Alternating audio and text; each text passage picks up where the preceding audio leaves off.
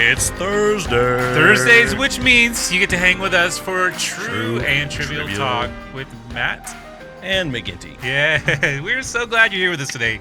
Thank you for hanging out with us. Daniel, we got a good show today. You sure about that? I'm sure. Tell us what we got, man. I'm double sure because this is what we're going to be doing today on True and Trivial Talk. We're going to be doing an 80's music humming challenge. Oh, that's my jam. Don't worry, we're not going to sing. We'll spare you that. Okay. Well, we're going to kind of sing. We're going to kind of sing. I don't know if humming really counts as singing, but we'll get to that in a second. If that's what makes you feel better. What else we got, man? All right, we're also going to be doing a how to be a good COVID neighbor. We found a cool article we want to go over with you guys. And then also a good COVID neighbor. A good COVID neighbor, that's right. Like assuming you don't have it. Assuming you don't have, like, not a good COVID neighbor would be like, I got the COVID. I'm locking myself in my house. No, how to be a good neighbor during the Rona. The COVID times. No, don't spread the Rona. Okay. My Sharona. No, I'm not going to do that one. All right. No. And then also we're going to be diving into some Christianese splaining. Oh, yeah. Yeah. So we're going to tackle some classic Christianese phrases that we love to hear, love to use, maybe way too much, but we're going to be gentle. We'll be gentle. Fun. It's gonna be fun. We'll be good. Well, cool, man. Well, how was your week? How's my week? Oh, man, I was just so blessed. Just such a good week. Yes, I have trained you well, young one. I know. It's been a great week, but you know what was really just a lot of I have a headache now was the debate. Oh, man. Oh. You mean the big argue fest? The big argue fest. Where basically they're talking over each other and no, you're a stinky face. No, you're a stinky face. I'm the best host. Listen. You're the worst. No, I'm the best. You're the worst. Nope. Hey, I brought back football. Wrong. I brought back football. Wrong. Can I take a nap now? No. Sorry. Oh, that was kind of... It was painful. It was painful. We had actually originally planned to debate the debate on our podcast, but we decided, nope, not going to do it. No. Just, when it's Chewbacca versus the Swedish chef, it's just, it's not going to be. Yeah. No, and I wish we... I know there's going to be different forms and styles of debates, but I just wish it would have been more of a, hey, let's talk. I mean, that's not what debate is, but let's feelings about policy. But let's share. Yeah, let's let the other person talk. And anyway, but whatever. Hey, you know what? It's over. It's over. Thank God. Until another week or two when we got another one. But hopefully that one will go better. Chris Wallace, if you have a job next week, I will. I'll be shocked. Yeah. I'll be shocked. You'll probably be working for. Now I'm going to stop right there. Yeah, I'm going to let that one lie. Yeah. I'm going to be careful. We try to talk about things that most of us can appreciate. Hey, I know there's tons of podcasts out there that are talking about the debate. So we'll let them handle that. Let them handle that. No, we will. Experts. We're pastors. We're going to stick to what we know, which is Christianese. Christianese. Yeah, that's right. Hey, I don't know if you mentioned this or not, but we also have some dad fails that we're going to share today. We do have some dad fails. Yeah. Do you want to fail first? Or you want me to fail first? Let's let you fail first. You want me to fail first? Yeah, I'm happy to fail first. All right, so my 2-year-old is struggling to keep his diaper on. Like he's in that potty training phase where he'll tell you, "Hey, I gotta go," and I'm gonna try not to get into details of this because apparently our conversations all go to like potty and toilet stuff. So I'm gonna be. Maybe I shouldn't even do this one. But my point is, he just can't keep his diaper on. Okay, you're gonna do it anyway. Though. I'm gonna go there anyway because this is kind of like I feel like a failed parent because I can't keep this kid's diaper on. He'll take it off in the middle of nap time and decide, oh, I need to go, but he won't tell Brooke, and his bed sheets only need to be changed, and so. It's been a struggle trying to figure this out. So I feel like a failure because we haven't done it, but this kind of ends with almost like a dad triumph. Okay, so like we duct tape his diaper on. So now it feels like a dad fail to duct tape your kid's diaper on, but you do what you got to do, and that thing stays on. Now the funny thing is that he actually like if I put his diaper on and it's not nap time, he actually asks for the duct tape. So, and the only duct tape we have in our house is pink. No we bought way. Pink duct tape to fix like the pink handlebars on my girl's scooter to match the other pink handlebar on it. So all we had was pink duct tape, and so now his diaper is fixed with pink duct tape. Wow, dude. Okay. Yeah. Well, that's good. Good times. Yeah. All right, I guess I better share mine. It's your turn, bud. So this whole virtual schooling thing is It's an experience, and I've so each day our kids have several Zoom class meetings that they got to do, and so they have a lot of homework that comes with that, and it's work that they would have done in class, but of course they're having to do it at home, which means we've got to help them do it. And my wife is amazing about staying on top of it, but then there's times where she'll say, I need to take care of this. Matt, will you do this? And it doesn't always. She's delegating. Yeah, she is, and I don't always do a great job of that. Last week, which just in the course of a few days, there were assignments that didn't get done, and then there was one that I thought, yes, we got this done. I asked him, I said, "Are you sure? And this is all that needs to be done?" I didn't read the instructions, and of course he's like, "Yeah, we're dudes. Yeah, Dad, this is what it's supposed to do." And so I said, "Cool, I'll help you." We got it done, turned it in. And the next day, I found out that he did not get a good grade because he didn't do all that he was supposed to do, because Dad didn't help check to make sure that he did all that he could do. And then, so anyway, did you fix it with duct tape? No, I didn't fix it with duct tape, but we did get it. We did get it fixed. And I thought, all right, I'm not the best dad when it comes to the virtual learning stuff. And then I had just read an article. This goes on. I had just read an article a couple of weeks ago about the issues of parents being in the Zoom calls with their kids, and and so this is like the very next morning after we had to fail with the assignment. I'm trying to help him, and it was early in the morning. I'm there in my pajamas, and no, you didn't. Yeah, we're trying to get it on and get everything on and working, and all of a sudden it comes on, and there I am in my pajamas, and Dad, you're in my call. Get out. I was like, dude, double dad fail, man. Yeah, like just layering the sucker. This is the whole virtual schooling thing. If you're a parent out there and you've accidentally walked in on your kid's Zoom call, or been in the background, or had a screaming kid in the background, or a barking dog, I feel your pain. I'm with you. That's funny. So one of our friends, she posted a picture of her husband fixing like the laundry machine in the background of her son's virtual school. And I thought, that's great. At least like he's doing something productive, getting it done. Yeah. But it was perfect. So perfect. Yeah, we're all learning on the curve on this one. I know, right? For sure. So hey, but we were ready for this. Like we homeschool our kids. I say Brooke homeschools the kids, and I support her. So yeah. So we were ready for this, and so thankful. Your kids are all on Zoom calls and computers? No. Oh, okay. Just ready for the homeschooling part. No, we've been doing the homeschool thing. So Brooke does all the teaching and stuff. But you're not walking in on your kids. No, I'm not. In your pajamas. No, I mean they'll fully clothed. By the way, fully clothed. Very conservative pajamas. Yes, pajamas. Let's just maybe clarify that. All right. Well, that was a pretty good dad fail. I feel like mine was like almost like a half fail because it won with duct tape. Oh man! But any story that ends with duct tape, I feel is a win. So. Like we said last time, we got lists of this stuff, like lists of dad fails. Like it's not if, it's how many are we going to share. And in full disclosure, I will say it was my wife that came up with the duct tape idea. She's like, I am duct. So she's just fed up with this because I guess we share in the diaper training responsibilities. But she's like, I am duct taping my son's diaper on. I'm doing it. My grandfather used to like suggest that and threaten it, so now I'm doing it. I'm like, okay, I support you in this decision. Duct tape is always a win. All right. Now, let's do something different. Speaking of epic fails, we are gonna do an 80s music humming challenge. Yes, actually, let's give this a name. Let's call it mixtape. Mixtape. Okay? All right. So here's how this is gonna work. Daniel, I know you're younger than I am. By a lot. Okay. What year were you born? 1981. Okay, 1981. So what year were you? Full disclosure, what year were you 1973. Born? Oh, yes. So here's what we're going to do with this challenge. Here's the thing. He actually has more hair than me, so he wins on that one. That's true. But I have more gray hair. More. So this mixtape challenge, and if this works well, we'll bring it back and do some different decades, but who knows if this will even work well. What we're going to do is we are going to try and stump each other. We're going to hum different 80s songs. Yep. And we got to try and guess which one the other one's humming. So, you can use your air guitar, use the desk as a drum. Is it okay? Is that going to mess up like the sound? Yeah, it will. So we're not going to do that. It will? All right. What about...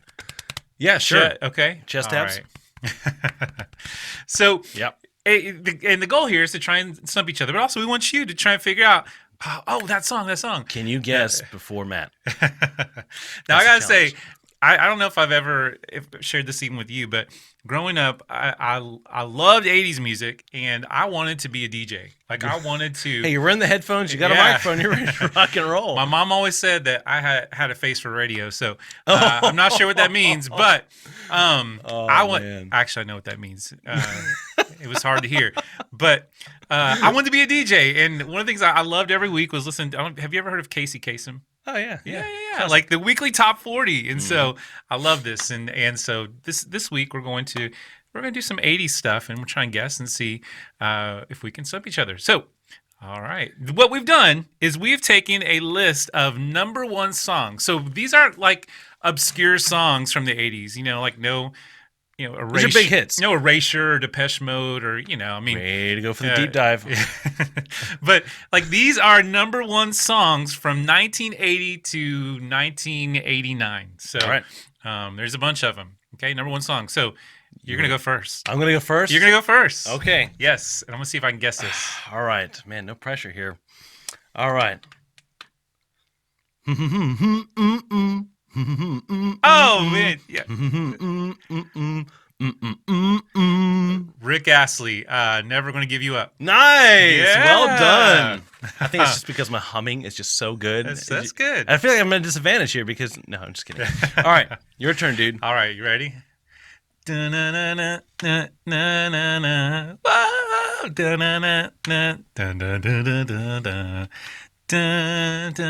Celebrate. Yeah. I don't know who it's by though. Cool in the Gang. Cool in the Gang. You get extra points if you can name who all it's right, by. so I guess you got. No, it's okay. All right, we both guessed. Gonna keep scoring this? Nah, don't keep scoring. I feel like getting bonus points in the name of the band is. I mean, you're gonna beat me on this because I didn't discover the 80s till I was in college.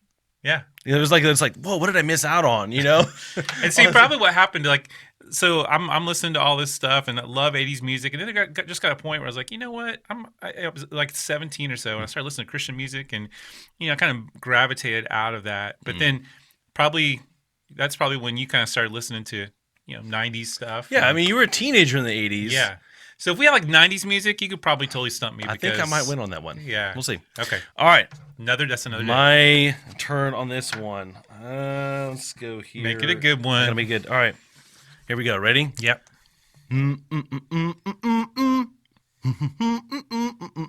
Oh. Yeah.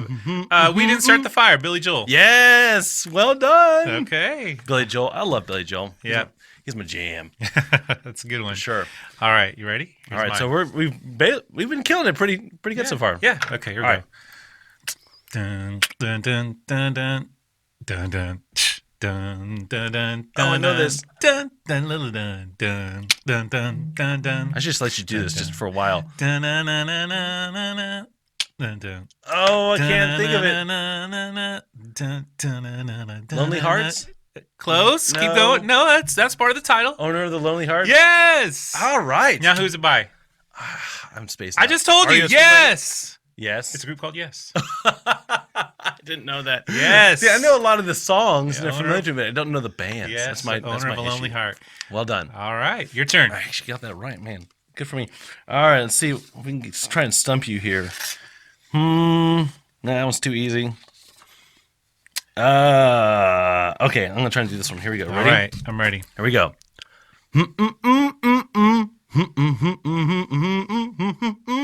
Oh, okay. 95, 9 to 5, Dolly Parton. Ah, man. All right. I guess someone's too well done. I mean, these are all hits, so yeah. Well done there. #1 hits. #1 hits. All right, so we're both 2 for 2. Yep. Right? But I got like more. Have I done 3? I guess. I've done 3. Yeah. Yeah. This is my 3rd one. All right, go ahead, bud. You ready? I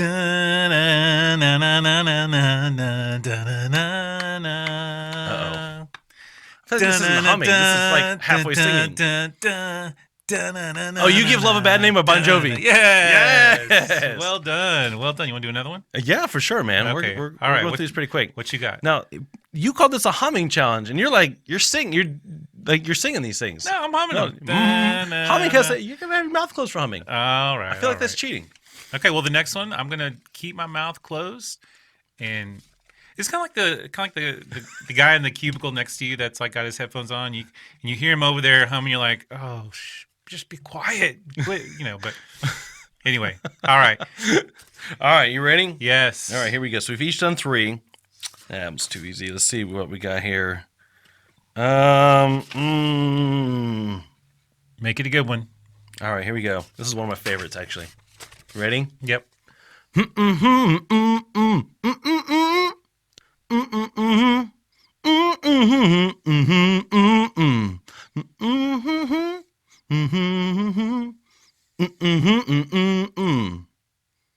it again? I don't think I. Yeah, you can try.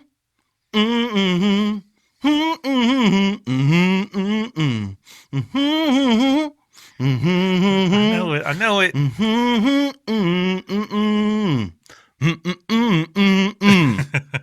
I'm not giving you any more. Oh, yeah, I got it. Okay. No. Power of Love, Huey Lewis in the News. Oh, yes. Such a great song. Yes. You took a while on that one. Well, I kind of struggled on the melody a little bit, I'll be honest. Yeah. It's been a while since I heard the song. I love Power of Love. It's from Back to the Future. Good song. Great song. Okay. I think there's been like a Back to the Future reference in every podcast we've done. We might just have to make that a thing. Yeah. Just maybe. Okay. All right, you got one for me? Yep. I'm going to hum this one, okay? All right.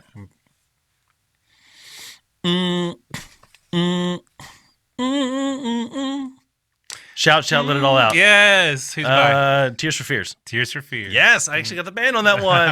Well done. That one's been covered a lot. Yeah. I think it's part of the reason, it was covered in the 90s and probably covered again in the 2000s.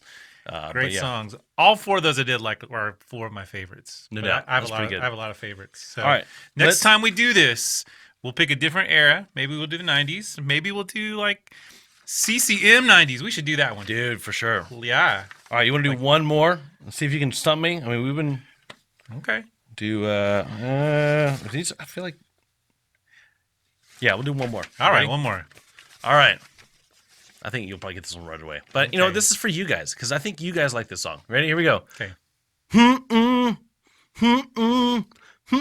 Oh, Footloose, Kenny Loggins. There you go. Mr. Theme Music Song. That's right. Yeah. All right, my last one. You ready? Yeah, bring it, dude. Okay. Man in the Mirror by Michael Jackson. That's right. Yes. I had to do an MJ. I had to bring that in there. Yeah, you got to bring some Michael Jackson. Yeah. All right, well done. And I don't know how y'all did on that, but hopefully you're still with us. Hopefully they're not like, oh man, when will those guys just stop? We may have lost a whole bunch of our audience. You know what? Then. Let's just hold on. Let's move on. We're gonna take a quick 5-second break, and when we come back in those 5 seconds, we're going to be talking about how to be a good neighbor in COVID. A good neighbor in COVID. That's right. Like a good neighbor, COVID is not there. Hopefully not. All right. We'll see you guys in 5 seconds. All right. We are back from our very brief 5-second break, and we're glad that you guys hopefully have stayed with us. And now we're going to talk about how to be a good neighbor during COVID times. Presents some challenges, doesn't it, Matt? It does. It does. The things that we want to be a good neighbor about almost prevents us from doing the things that we would normally do to be a good neighbor, right? Yeah, and I think for a lot of people, the easy thing anyway is to kind of go into your garage and to not when you come home, you close your garage, go in, and you're there for the night. Yeah. And it's easy to stay in and not get out and interact with your neighbors. And now with COVID, it's even easier than ever, right? Yeah, we almost get siloed. Yeah. And it was really, I think, what's fascinating about architecture has consequences when it comes to communities. Mm-hmm. And we're seeing this change. There was, I think, in the 50s and 60s, front porches were a big deal. Oh, yeah. You hung out in your front yard and your front porch a lot more than your backyard. Yeah. And there wasn't as many privacy fences and that kind of thing. But now they moved the front porch to the back porch. Right. And so most of the people, when they hang out, it's in their back porch. Yeah. But I feel like that's changed a lot. I see a lot more people, at least in our neighborhood, want to hang out in the driveway, hang out in the front porch, and Now, a lot of houses are building, put a lot more emphasis on a front porch sort of living, which I think is kind of cool. Do a lot of people like sit in their garage and? Oh yeah, especially like for the record, me and Matt live in the same neighborhood. Yeah. You know, like not on the same street. Not on the same street. No, we need some distance, just a little bit. But we live in the same neighborhood, and there's a lot of people that hang out in the driveway. Like their garage becomes their front patio. Yeah, it's like we don't have one, so we'll make one. You know. Yeah, I don't have a porch. You have a front porch? No, we do not. We have an like a awning. Little square. Yeah. And what's even funnier is we have the same house. Like it's like the same box design. I had mine first. That's right. He had it first, and we liked the layout of it. And hero worship here is like must have everything. Same neighborhood. Same. No, it's actually it was kind of odd how that happened. But anyway, I think we've kind of veered off. No doubt. But what is interesting about the garage porch is seeing how the different people decorate their garages. Like, people have like this super cool tool displays, all their neon lights. And my next door neighbor turned his garage into like a sweet workout gym. Yeah, like a legit workout gym. I have one of those too. It's pretty dang awesome. All right, let's talk about this article. Let's do it. This article is from Tom S. Rainer's website. Well, we're going to be dipping into his stuff a lot because he just has great stuff for churches. I highly recommend you check it out. And this article is not by Tom Rainer. It's actually by Danny Franks, but he's one of the contributors. And the article is called "How to Be a Good Neighbor During COVID Times," and it's really, really excellent. And so, one of the things he said in the article is that as we gain comfort, we lose community. It's easy, especially for introverts, to kind of go, "This is my comfort zone. I'm not going to take any initiative to try to get to know my neighbors more." Yeah. And so I'm an extrovert, but sometimes I want to get in the house and eat dinner because I'm hungry. For sure. So one of the things he says in this article, it's sort of tips. There's 7 ways to be a good neighbor, and one of them is don't stuff your schedule. Okay. So, Matt, what do you think about that?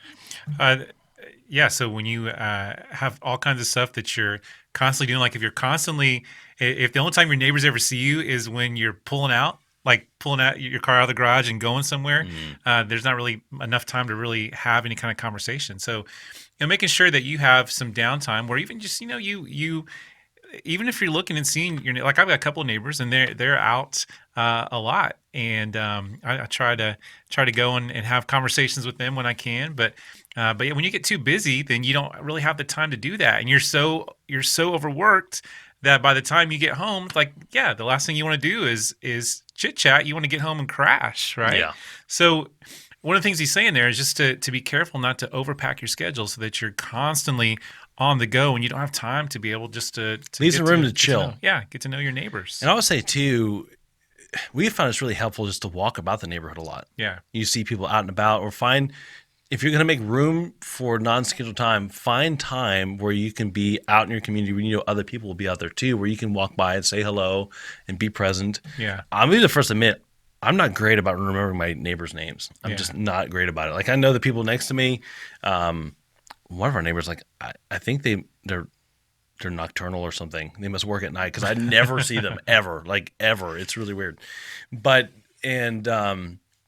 yeah, I think if you're gonna make space, be intentional about when you make time to be in your community for sure. Yeah. Don't pack the schedule. Get to know your neighbors. All right. The second thing he says is hold high the hello. Hold high the hello. Don't be shy. Don't be shy to like yell at people across the street. Hey, what's going on? And I do this one pretty good. If I see one of my neighbors walking across the street, I'll wave hello and say, "Hey, how you doing?" And it's like this awkward conversation of like shouting, really short sentences. Yeah, but it's better than nothing. You know? Yeah. At least I think you're a nice guy. Yeah, and you're approachable, so that if they do need you, they do ever want to come talk. They know that, hey, that guy with the hat. He's and the car that desperately needs to be washed. Yeah, that I'm that guy. What's awkward though is if someone's walking down the street and they got earbuds in, and you're like, "Hey, how's it going?" and they don't look at your way at all. Like, oh, they got the earbuds in. Okay, but just making it a point to, hey, how you doing? Good. Yeah, even I mean that's surfacey, but you got to start somewhere. It's something. Yeah. Take it.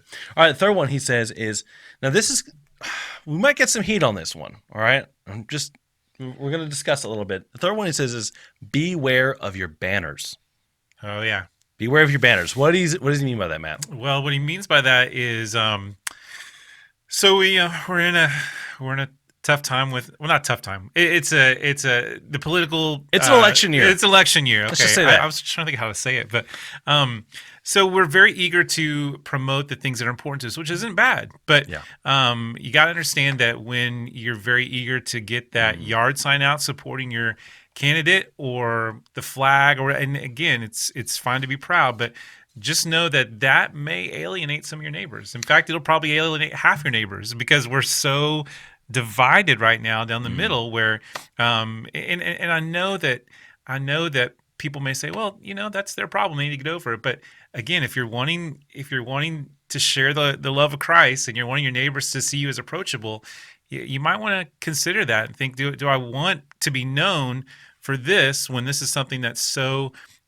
polarizing? That's a good point. Or do you want to be known as being a good neighbor and a Christ follower? What do you primarily want your identity to be known for? That's a good way of saying it. And that actually gets to point number 5, which we'll get to in a second.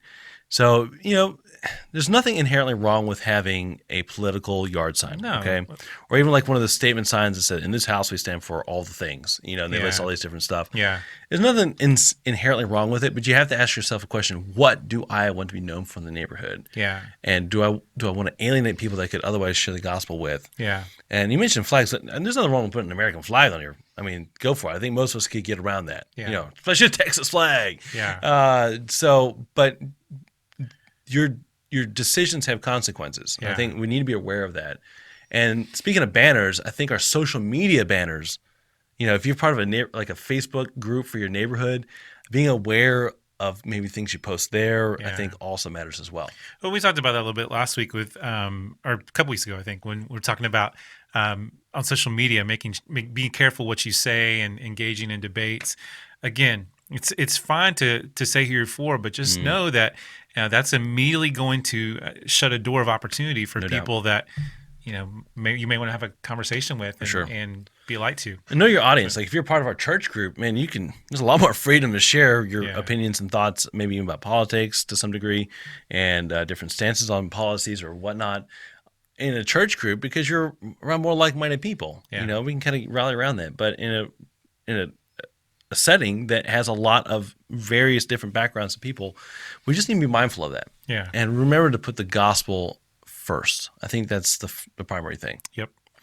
All right. And so the fourth one that he mentions here is participate in parties. Now, this seems a little contradictory with COVID stuff, right? So what does he mean by this? Well, I think, what's been fun and cool in this whole time is seeing how creative people have gotten. Oh, yeah. Where, with the parades and that kind of thing, and socially distanced parties where you socially distanced parties. You hang out maybe in the driveway, but your distance. You bring out some lawn chairs and hang out. And so what he's saying there is just maybe even be go to the parties, but maybe even just be the host of a party where you say, let's all gather in my parking lot and let's just have coffee, or let's talk and. I'll tell you what, we've had a lot of, and this isn't necessarily neighborhood stuff, but my wife, in order to catch up with her sisters, they'll just hang out in the driveway. Yeah. Our wives have hung out in driveways too. Just like, hey, we miss hanging around each other. Let's not breathe the same circulated air. Let's keep some distance and be outside, and it works. Yeah. We have to be smart. We're all adults here, except for the kids and teenagers, but who knows what they'll do. But, if you're going to hang out outside, be smart about it. And, it's prepackaged food. It's hard because the neighbors, like maybe before you guys were always hanging out with neighbors, and now it feels like it's just there's this level of uncertainty and fear every time you're thinking, I hope they don't have anything, or I hope we don't get each other sick, and being careful, but also you got to come to the point where you say, hey, you know what, this has been going on 6 months now. We can't hide out forever. No. Like we gotta still be neighborly, and the people that live next to us or down the street from us, we've been put in this neighborhood for this time, for this purpose, to influence and to reach people for Christ. And so we're constantly in our homes. That's pretty hard to do. Yeah. So that's why this list is cool, because it gives us some ways to do that, without being all in people's space, and it's just a different way of doing it. No doubt. Yeah. All right. So the fifth one, and we kind of alluded to this a little bit earlier, is know what you're known for. Like, it's hard to be a good neighbor if you don't know kind of what's your rep in the neighborhood. Yeah. Right? Are you known for being the person that welcomes a new person into the neighborhood? Are you known for the person that they never see because you work at nights or whatever, Are you known for being the person with lots and lots of, banners in your yard, or the person that doesn't mow your yard, or what are you known for? And you won't know what your reputation in the neighborhood is unless you kind of get to know people a little bit, and maybe they'll be real with you. Yeah. And I think, my neighbors, well, not all of my neighbors know I'm a pastor, but a lot of them do, and so I think that's kind of what I'm known for. And I try to make sure that I don't preach to them, but just to be real. I'm off the clock, man. Just to be personable with them, so that they can know that I'm approachable. Yeah, and I will say we're kind of spoiled in the sense that we have our jobs are to be pastors. Yeah. And so if someone asks you what you do, it's like, well, I'm a pastor. Like, it's this immediate inroad to share the gospel or just to have spiritual conversations, or if they want one, they have that open door. Yeah. So for those of you who don't have that title, I recognize it's a little bit more complicated and harder for you. But I would just say, don't be afraid to name drop Jesus, or to mention a church event you went to, or if someone asks you how your weekend was, say, man, we had this Sunday morning was great. I love my church, or they did this kids thing that I'm really stoked about. Yeah. Don't be afraid to, hype about your church and talk about your neighborhood. And that might be an opportunity for you to invite them to a church event. Yeah. Or when someone asks how you're doing, you say, I'm blessed. Yeah, and I'm blessed. I'm just blessed. No, don't do that. Don't do that. I'm going to do it. No, my life is perfect. How's yours? All right, what's the next one? All right, next one. Number 6, he says, serve without strings. Serve without strings. You got any ideas there? Yeah. So for that, I mean, you're doing things for your neighbors without expectations in return. You're doing it just because it's right and what you should do. And True. If you order them a pizza on surprise, and have it delivered, you don't expect them to do something for you. And that's there's ways to bless as long as you're not, I hope they'll do this for me. A lot of times it's really easy to do something that doesn't take a whole lot of effort. Yeah. There was a guy in our neighborhood who used to drive this green truck around. This old antique green truck. And everyone in the neighborhood knew about him. Yeah. And then all of a sudden he passed away very suddenly. And he was a big part of the community because everyone knew him. He was the green truck guy. So speaking of know what you're known for, and he would take his dogs out, and it was just this cheerful guy with his dogs, and he'd take his grandkids out in the truck too and play with them. It was just this really cool thing. And so when he passed away, it left this sort of big hole in the neighborhood. And so his grandkids, his kids who have grandkids who live in the same neighborhood as him, they got everyone to put these green ribbons on their houses and on their trees and stuff. That's cool. Just to kind of, celebrate his life and whatnot. And they had like a memoriam, or not a funeral, but like a remembrance of him at the lake near our house. And I went to that and got to talk to his kids, and they're grown like we are, and just talk to them. Yeah. And it was just really cool to be part of it and see people out from the community there as well. In fact, my eldest daughter, she built like a little green truck model out of styrofoam and construction paper. And it actually got in the news too, because they interviewed them about it and all the stuff that people were doing in the neighborhood in the local news. And you could see her little green truck model she made in the B-roll clips in the interview. Well done. So I'm proud of my kid. Yeah, it was cool that she did that, because we didn't ask her to do that. Yeah. She just made stuff. So that's cool. Very cool. I wish she'd made it out of Legos, but at least if she'd made it out of Legos, we wouldn't have gotten it back. Right. That's right. So well done there. All right. And the last one that he mentions here, number 7, is make the gospel your gravitational pull. Always go back to the gospel. You got to beeline to Jesus every time. Beeline to Jesus, no matter what. Well, I mean, maybe not every conversation. Okay, I'm being a little hyperbolic here. I'm thinking preaching, always come back to Jesus in your topics any way you can, right? Yeah. But look for ways to work the gospel into it when it's appropriate. No doubt. Or just be the gospel, right? Yeah, exactly. Be that loving neighbor that does things without strings. And sometimes we get caught up in being right about stuff. Yeah. Right? And if you're always focused on being right without being loving, we're in danger of being that clanging gong that the Apostle Paul talked about. Yep. We want people to, when they think of us, not just to think always about Jesus, but at least have a good taste in their mouth. Yeah. Or like, oh yeah, it's a good sound, unlike our humming, right? So, man, I thought it's pretty good. Okay. We'll listen to it in post and see what it sounds like. Might need to get an auto tune in here, maybe. I don't know. We'll see. But one of the lines he has in this article is, we don't befriend our neighbors only to share the gospel, right? That's not the reason why we befriend our neighbors. But it's hard to share the gospel without first befriending your neighbors. Oh yeah, absolutely. So if you really are kingdom minded, if you are really mindful of just being present with people and wanting them to see Jesus and get to know him more, man, get to know your neighbors. For sure. And I'll be the first to admit, I'm not always good about this. This is something like we're preaching to ourselves on this one. For sure. We need this challenge. I mean, and I have to continually remind myself that, okay, I live in a neighborhood, and this, I may get to minister to people at the church, but man, this is my mission field. This is where I live right here, and I gotta be a witness. And for real. Yeah. That's a good article, man. I like that. Yeah, it's excellent. All right, now we're gonna go transition to some Christianese splaining here. Okay, so Christianese is basically some of the cheesy things that we're poking fun at ourselves.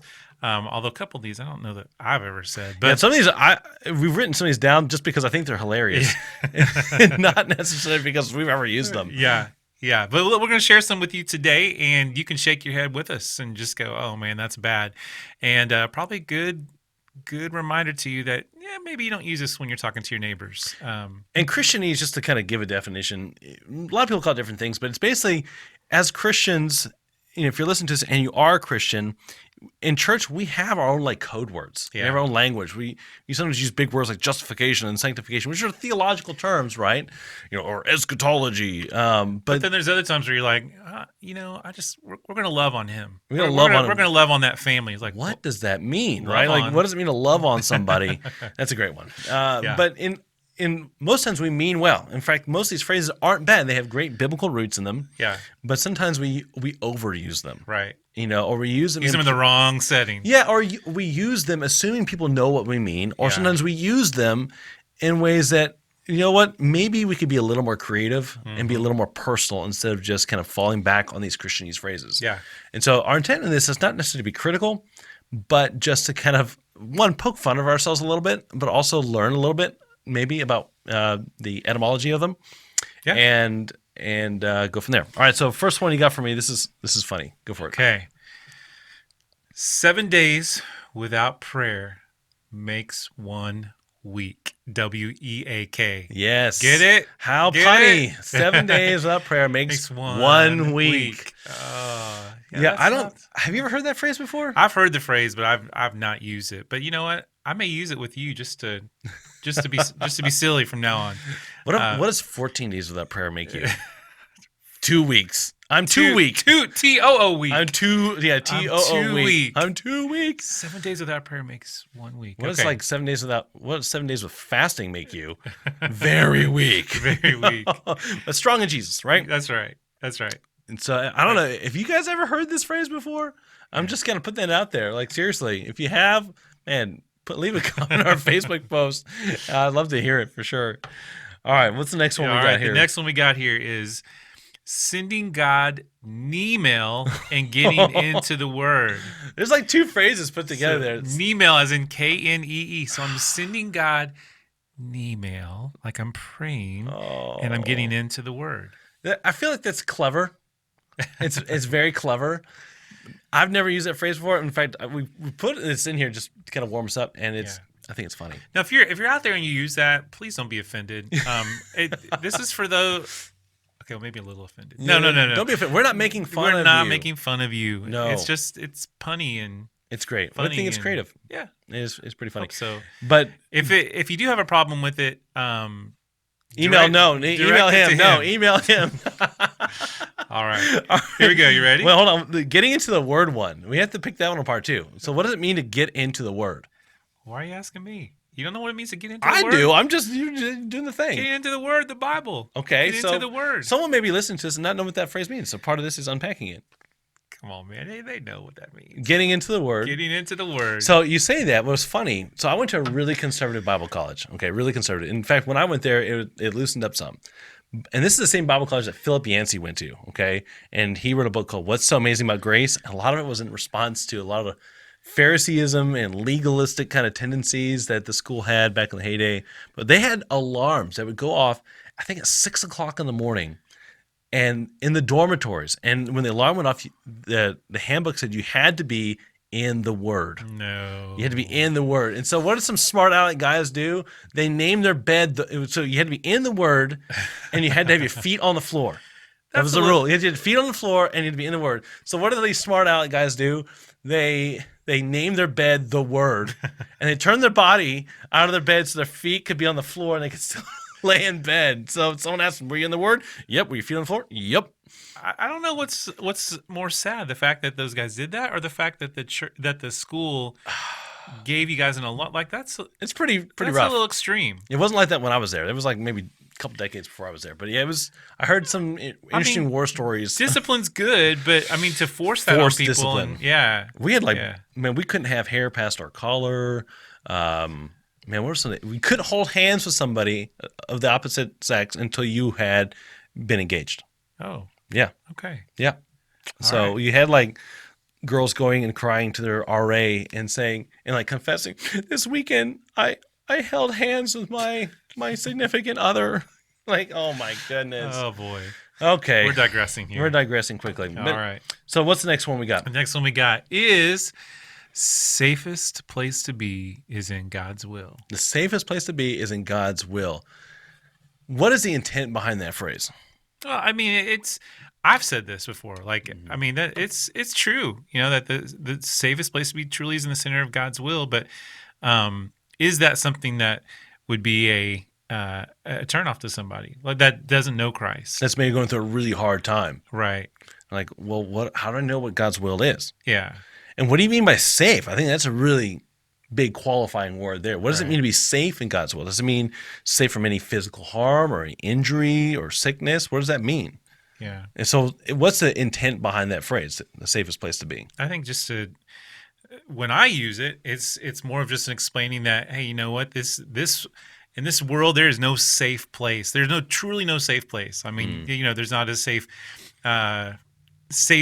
state, safe city, especially right now. I mean, you know, there's just craziness happens everywhere because mankind has fallen. But being in the center of God's will, when we're in God's will, that doesn't mean that bad things won't happen, but it means that, you know, there's bad things have a context. Yeah. There's a purpose behind it. There's a protection there that God gives. And I've said this before when we're going on mission trips and parents are worried about kids going to this place and just saying, hey, look, you know, if God's calling us here and God's going to take care of us and God's going to protect us. But yeah, I mean, I can understand how that can be it could be a turnoff to some people or a head scratcher. I tend to think of it more in terms of it being eternal safety. Yeah. You know, if you follow God and you're in His will and you've trusted in Him, you have eternal security. Yeah. Right? You will eventually be with Him, and that's a very good thing. Yep. On a funny note, I was thinking, does it mean like I'm in God's will, like His like His financial will, like?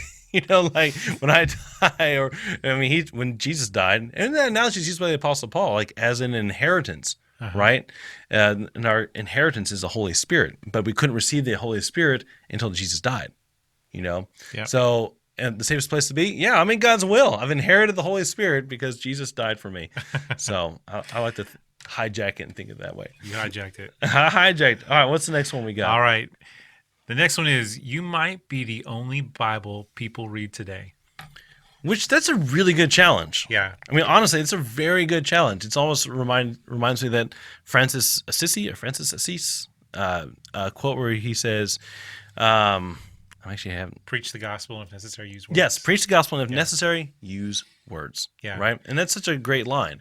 You know, our whole message last night to our students was about your life telling a story. And I didn't say this word for word, but pretty close to that your life is telling a story. Sure. And, you know, your life may be the only Bible that people will ever read. And so I think I said something almost, it's pretty similar to that last night. We got some synergy going on here. Synergy.